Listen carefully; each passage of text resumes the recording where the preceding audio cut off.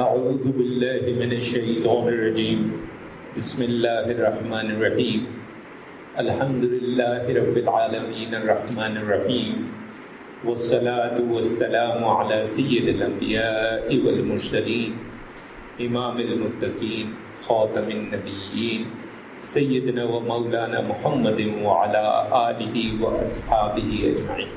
ایک بڑی خاص خصوصیت ہے ہمارے دین میں عبادات کے حوالے سے۔ ہماری جتنی بھی عبادات ہیں، چاہے وہ فرائض ہیں، چاہے وہ واجبات ہیں، چاہے وہ مستحبات ہیں، یہ ساری کی ساری جتنی بھی ہماری عبادتیں ہیں، چاہے اذکار کی صورت میں ہیں، چاہے نماز، نوافل، قرآن پڑھنا، روزہ رکھنا، کسی بھی صورت میں، ان سب کے دو پہلو ہیں۔ ایک ان کا پہلو جو ہے وہ شرعی پہلو ہے، ظاہری پہلو ہے، اور ایک ان کا روحانی پہلو ہے، باطنی پہلو ہے۔ اور یہ جو باطنی پہلو ہے یہ بھی قرآن و حدیث سے ثابت ہے، یہ صرف سنی سنائی بات نہیں ہے۔ لیکن اس کے علاوہ کچھ روحانی ثمرات ایسے بھی ہیں جو قرآن و سنت سے تو ثابت نہیں ہیں، لیکن بزرگان دین علیہم الرحمہ اور ائمہ کرام علیہم الرحمہ کے تجربات سے ان کو اخذ کیا گیا ہے۔ تو جو چیزیں تجربات سے اخذ کی گئی ہیں ان کو ہم حجت تو نہیں سمجھتے، لیکن بیان ضرور کرتے ہیں تاکہ اس سے تحریک پیدا ہو، اور مسلمان جو ہیں وہ عبادت جب کریں تو اصل روحانی ثمرات کو سامنے رکھتے ہوئے کریں۔ سب سے واضح مثال جو ہے اس کی وہ نماز ہے۔ دین ہمارا بڑا واضح طور پہ ہمیں کہتا ہے کہ جو نماز ہے وہ ہمیں فاحشات سے روکتی ہے، بے حیائی سے روکتی ہے، فحاشی سے روکتی ہے۔ اب ہم اپنے آپ کو دیکھیں، اپنے ارد گرد دیکھیں، ہمیں بے تحاشا ایسے لوگ ملیں گے جو خالی 5 چھوڑ کے 7 قسم کی نمازیں پڑھتے ہیں، تہجد بھی پڑھ رہے ہیں، اشراق بھی پڑھ رہے ہیں، چاشت بھی پڑھ رہے ہیں، صلاۃ حفظ الایمان بھی پڑھ رہے ہیں، نوافل کی کثرت بھی کر رہے ہیں، لیکن ان کے مزاج سے ہمیں معلوم ہوتا ہے کہ نہ تو ان کی نماز نے ان کو فاحشات سے روکا ہے، نہ ان کی نماز نے ان کو بے حیائی سے روکا ہے۔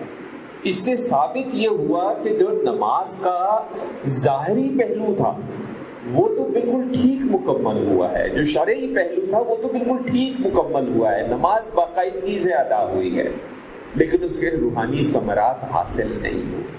ہم نے رمضان شریف میں 30 یا 29 روزے رکھے، کیا ان 29 روزوں کے بعد تزکیہ نفس ہوا یا نہیں ہوا؟ یا ہمارا نفس بعد میں اور زیادہ مضبوط ہو کر اور زیادہ شیطانی ہو کر ابھر کر آیا؟ اب اگر ہمارا نفس جو ہے وہ اور زیادہ شیطانی ابھر کر سامنے آیا ہے تو اس کا مطلب رمضان شریف کی جو شرعی اور ظاہری پہلو تھے وہ تو پورے ہو گئے، لیکن روحانی ثمرات حاصل نہیں ہوئے۔ ہماری جتنی بھی عبادات ہیں ان سب کا مقصد بنیادی طور پہ تزکیہ ہے، باطن کی صفائی ہے، ہمارے اندر سے جو گندگی ہے، جو کثافت ہے، اس کا ختم ہونا ہے، اس کی جگہ لطافت پیدا ہونا ہے، قرب الہی پیدا ہونا ہے، اللہ کے ساتھ، اللہ کے نبی صلی اللہ علیہ وسلم کے ساتھ، اللہ کے کلام کے ساتھ ہماری رغبت کا بڑھنا ہے۔ اور اگر وہ نہیں ہو رہا تو اس کا مطلب ہم عبادتیں تو کر رہے ہیں لیکن روحانی ثمرات ہمیں حاصل نہیں ہو رہے ہیں۔ جنید بغدادی رحمۃ اللہ علیہ بہت بڑے اللہ کے ولی بھی گزرے ہیں اور بہت بڑے عالم دین بھی گزرے ہیں۔ اسی طرح حضرت بہلول دانا رحمۃ اللہ علیہ تھوڑے سے مجذوب قسم کے اللہ کے ولی تھے، ہارون الرشید کے زمانے کی بات ہے۔ بہلول دانا گو کے بڑے اللہ کے ولی ہیں اور مجذوب قسم کے تھے۔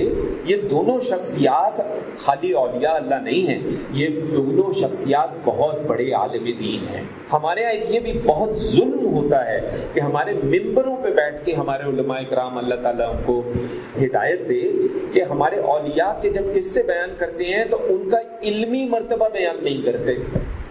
سیدنا نظام الدین اولیاء رحمۃ اللہ علیہ علم الحدیث کے بہت بڑے عالم تھے، یہ کوئی نہیں آپ کو بتائے گا۔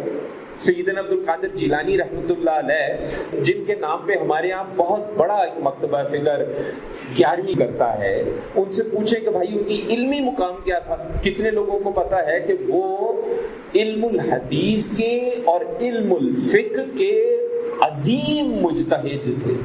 تو یہ جو ہمارے اولیاء اللہ ہیں، یہ خالی وہ والے اولیاء اللہ نہیں ہے کہ وظیفے کر کے ولی بن گئے. انہوں نے علم حاصل کیا ہے. ان کے پاس قرآن کا علم تھا، ان کے پاس حدیث کا علم تھا، ان کے پاس فقہ کا علم تھا، ان کے پاس اخلاق اور آداب کا علم تھا، ان کے پاس عقیدے کا علم تھا. ہاں، بہلول دانا جیسے شخصیت، بشر حافی رحمۃ اللہ علیہ جیسی شخصیت، یہ وہ لوگ تھے کہ جو کہ چونکہ مجذوبیت تھوڑی سی غالب ہو گئے تو علم کی طرف سے تھوڑا سا غافل ہو گئے، غفلت ہو گئی. یہ بات سمجھ میں آتی ہے، کیونکہ جہاں مجذوبیت ہوتی ہے وہاں پہ غفلت ہوتی ہے. اس میں کوئی شرعی، اس پہ کوئی اعتراض نہیں. لیکن یہ وہ غفلت نہیں تھی کہ نمازیں چھوڑ دی، خدا نخواستہ فرائض و واجبات چھوڑ دیا، ایسی کوئی غفلت نہیں. تو ایک قصہ مشہور ہے جنید بغدادی رحمۃ اللہ علیہ، جو بہت بڑے عالم دین ہیں، اللہ کے ولی ہیں، بہت عظیم قسم کے وہ لوگوں کے پیر و مرشد ہیں، اور بہلول دانا کے درمیان کہا جاتا ہے کہ دونوں کی ملاقات. بہلول دانا جو ہیں، ہم نے کہا کہ چونکہ وہ مجذوبیت کی طرف مائل تھے تو عشق حقیقی میں وہ فنائیت اختیار کر گئے تھے. تو ایک بار کہا جاتا ہے کہ شیخ جنید بغدادی رحمۃ اللہ علیہ جو ہیں وہ سفر کے ارادے سے روانہ ہوئے، تو شیخ کے کچھ مرید ان کے ساتھ تھے. شیخ نے مریدوں سے کہا کہ تم لوگوں کو بہلول جو ہے اس کا حال معلوم ہے؟ لوگوں نے کہا کہ جناب وہ تو دیوانہ ہے، آپ اس سے مل کے کیا کریں گے؟ کیونکہ جو مجذوبیت میں ہوتا ہے وہ بظاہر دیوانہ سا لگتا ہے. تو شیخ نے کہا کہ نہیں، بہلول کو تلاش کرو، مجھے اس سے کام ہے. مریدوں نے ان کے حکم پہ تلاش کیا اور ایک صحرا میں دیکھا کہ بہلول ہیں. شیخ کو اپنے ساتھ لے کے وہاں گئے تو شیخ جنید بغدادی رحمۃ اللہ علیہ نے دیکھا کہ بہلول صحرا میں، کھلے صحرا میں سر کے نیچے اینٹ رکھ کے آرام سے لیٹے ہوئے. ہمیں تکیوں پہ نیند نہیں آتی، اگلے صحرا میں اینٹوں پہ بھی آرام سے لیٹ جاتے تھے. اب شیخ نے سلام کیا، بہلول نے جواب دیا اور کہا تم کون ہو؟ شیخ نے کہا میں جنید ہوں. تو انہوں نے کہا اچھا ابو القاسم، تم ہی وہ شیخ بغدادی ہو جو لوگوں کو بڑی بزرگوں کی باتیں سکھاتے ہو؟ انہوں نے کہا جناب میں کوشش تو کرتا ہوں. انہوں نے کہا اچھا تو تمہیں کھانا کھانے کا طریقہ تو آتا ہی ہوگا؟ انہوں نے کہا جی جناب بالکل آتا ہے. انہوں نے کہا جی بتاؤ. انہوں نے کہا جناب کیوں نہیں، میں بسم اللہ الرحمن الرحیم پڑھتا ہوں، اپنے سامنے رکھی ہوئی چیز کھاتا ہوں، چھوٹے چھوٹے نوالے بناتا ہوں، آہستہ آہستہ چباتا ہوں، دوسروں کے نوالوں پہ نظر نہیں رکھتا ہوں، کھانا کھاتے ہوئے اللہ کی یاد سے غافل نہیں ہوتا. اللہ اکبر. بہترین جواب مجھے آپ کو معلوم ہوتا ہے. آپ جو دوست بیٹھے ہیں آپ کو لگا ہوگا کہ کیا سچا اور صحیح مکمل جواب ہے. پھر آگے یہ بھی کہا کہ جو لقمہ کھاتا ہوں ہر لقمے کے ساتھ میں الحمدللہ کہتا ہوں. کھانا شروع کرنے سے پہلے ہاتھ دھوتا ہوں، فارغ ہونے کے بعد بھی ہاتھ دھوتا ہوں. بہلول کھڑے ہوئے، جنید کی طرف اپنا دامن جھاڑا اور کہا تم انسانوں کو پیر مرشد بنے ہو، حال یہ تمہیں کھانے پینے کا طریقہ تک نہیں آتا؟ اللہ اکبر. جو ہم نے ابھی جواب سنا ہے اس کے مطابق تو مکمل جواب ہے. جنید کو بہلول کہتے ہیں تمہیں کھانے کا طریقہ نہیں آتا، اور یہ کہہ کے بہلول جو ہے وہ آگے چل پڑے. تو مریدوں نے کیا کہا حضرت ہم نے آپ سے کہا تھا یہ شخص دیوانہ ہے. تو انہوں نے کہا کہ دیوانہ ہے مگر یہ کام کے لیے بڑا ہوشیار ہے، ہوشیاروں کے بھی کان کاٹ جاتا ہے، اتنا ہوشیار ہے، اس سے سچی بات سننی چاہیے، آؤ اس کے پیچھے چلتے ہیں، مجھے اس سے کام ہے.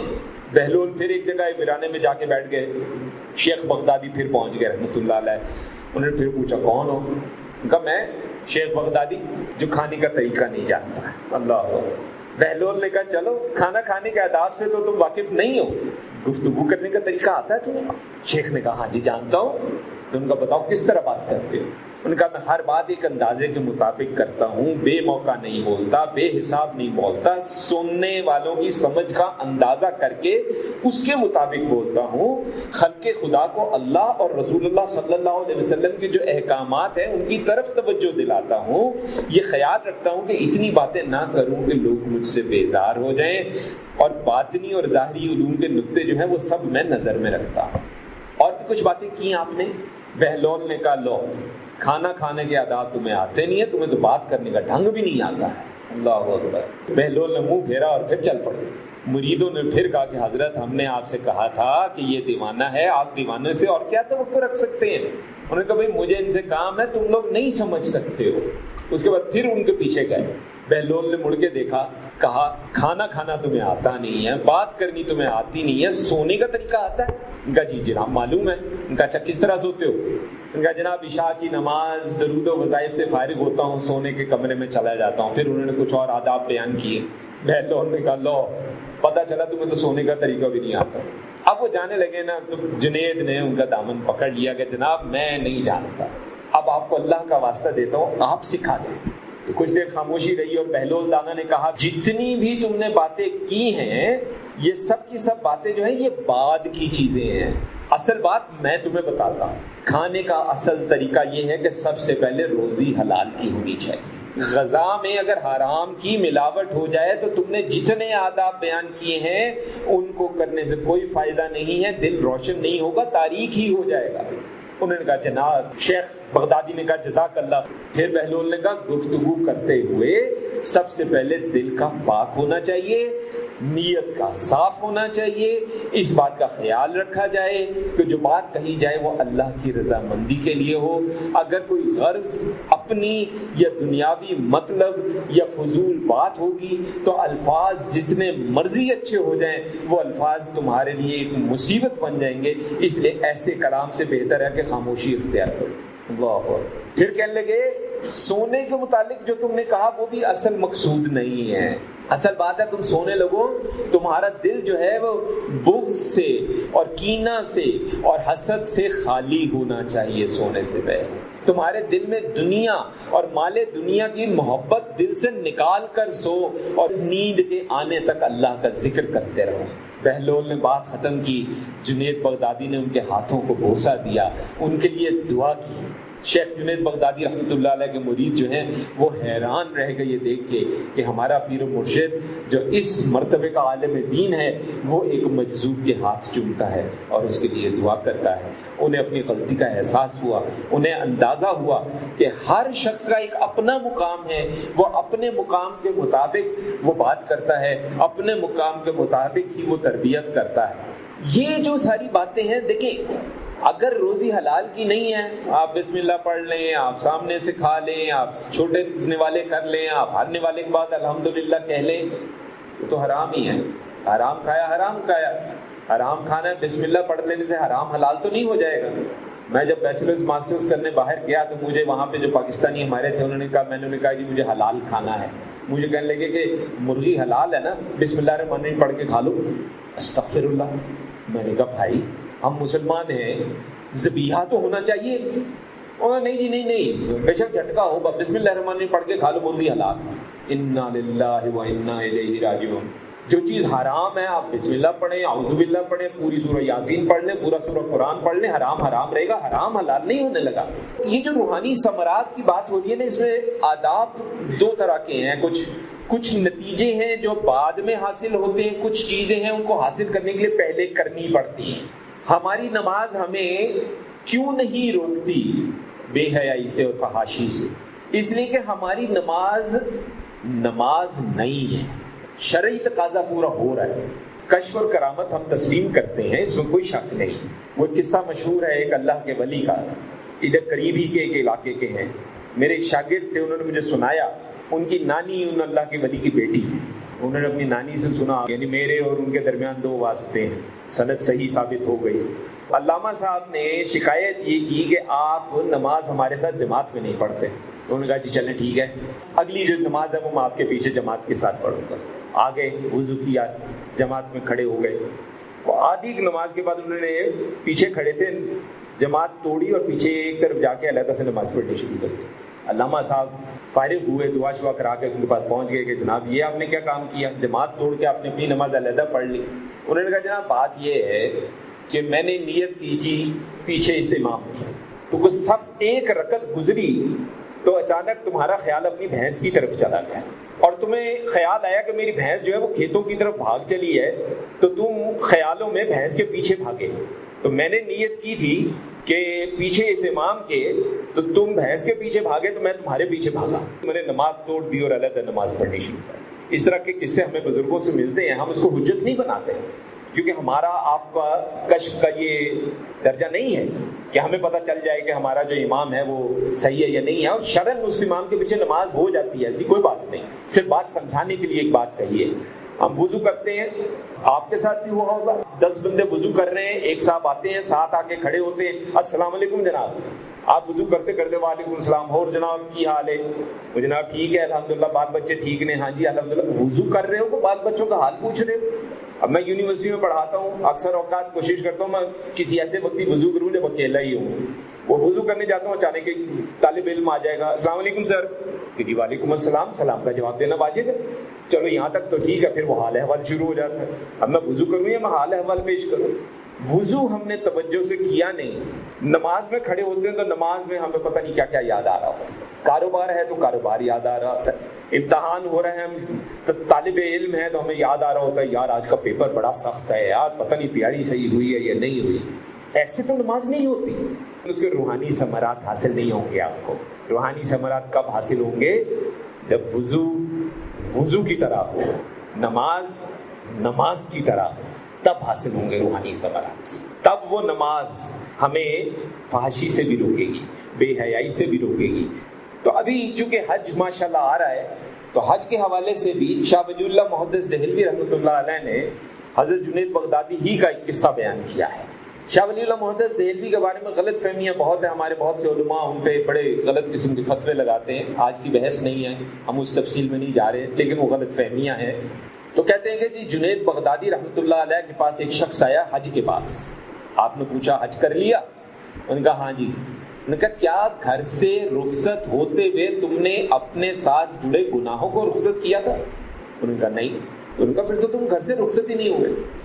پھر کہنے لگے کہ کیا گھر سے نکل کر جب سفر کی منزلیں طے کر رہے تھے تو تم نے کیا قرب حق اور قرب الہی کی کو منزل بھی طے کی؟ نہیں ایسا تو نہیں ہوا. کہتے پھر تم نے تو کوئی سفر ہی نہیں کیا. پھر کہنے لگے کہ کیا میقات پر پہنچ کر جب تم نے احرام باندھا تھا تو جو صفات بشری ہیں اور جو تمہارے اندر نفسانی معاملات ہیں ان سے جان چھڑا لی تھی؟ کہ نہیں چھڑائی تھی. ان کو تم نے تو پھر احرام ہی نہیں باندھا. اس طریقے سے بڑا تفصیلی یہ قصہ ہے. اب دیکھیں شرعی تقاضا تو پورا ہو گیا. میں نے نیت کی، میں نے احرام باندھا، میں گھر سے نکلا، میں نے سفر کیا، میں اترا، میں چلا. ہمارے کئی دوست احباب جو حج پہ گئے انہوں نے کئی بار ہم سے آگے کہا کہ جناب کیا حج پہ بیٹھ کے دنیاوی معاملات انوالو ہونا مناسب ہے؟ نہیں ہے مناسب. کہ جی وہاں پہ 4 بندے تاش کھیل رہے تھے، مجھے بھی بلا رہے تھے. استغفر اللہ. اب آپ یہاں سے جائیں، ہمارے یہاں لوڈو بڑی کمال کی کھیل ہے، بچے کھیلا کرتے ہیں. آپ لوڈو ایک ساتھ لے جائیں کہ یار وہاں وہ بور ہوں گا تو میں لوڈو کھیل لوں گا. استغفر اللہ. حج پہ جا رہے ہو یا کہ پکنک کرنے جا رہے ہو؟ مینا میں رہنا تھا، مینا میں رہ لیا. ساری نمازیں پڑھنی تھی، ساری نمازیں پڑھی. ذکر اذکار کرنا تھا، کیا. قرآن پڑھنا تھا، پڑھا. عرفات قیام کرنا تھا، کیا. مزدلفہ رکے، رات کو رکے. شیاطین کو کنکریاں ماری اور پھر طواف وداع جو ہے وہ کیا. ہاں جی کیا. تو حج کا تقاضا تو پورا ہو گیا. لیکن کیا یہ حج ہمیں روحانی ثمرات دے رہا ہے یا نہیں دے رہا ہے؟ ہمیں یاد ہے ہمارے بچپن میں پاکستان میں VCR بین تھا. حاجی حج کرنے مکہ جاتے تھے، واپسی وہاں سے VCR چھپا کے لاتے تھے. یہ حج کیا ہے ہم نے؟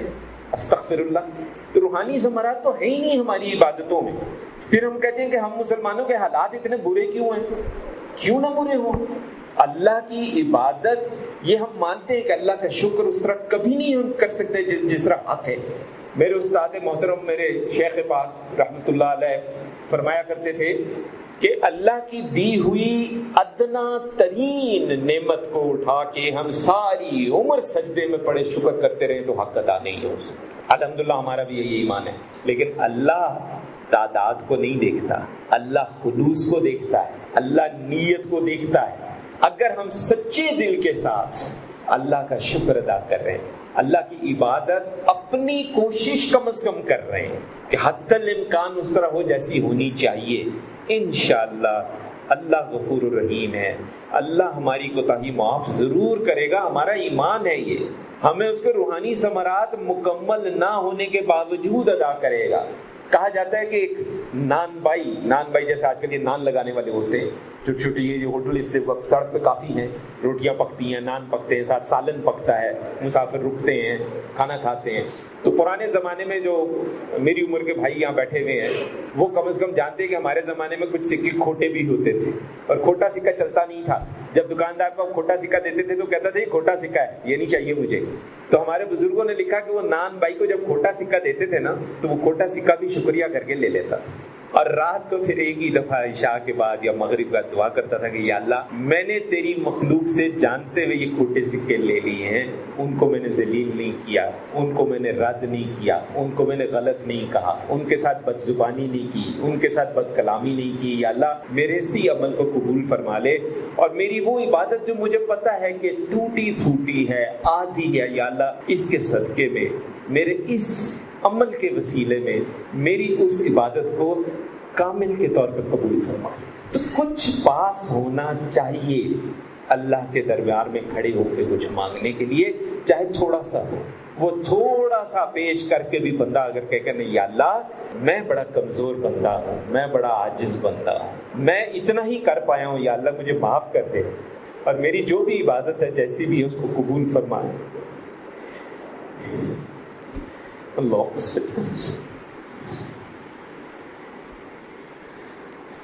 اللہ علیہ خیر خلقہ سیدنا و مولانا محمد و علی آلہ وصحبہ اجمعین۔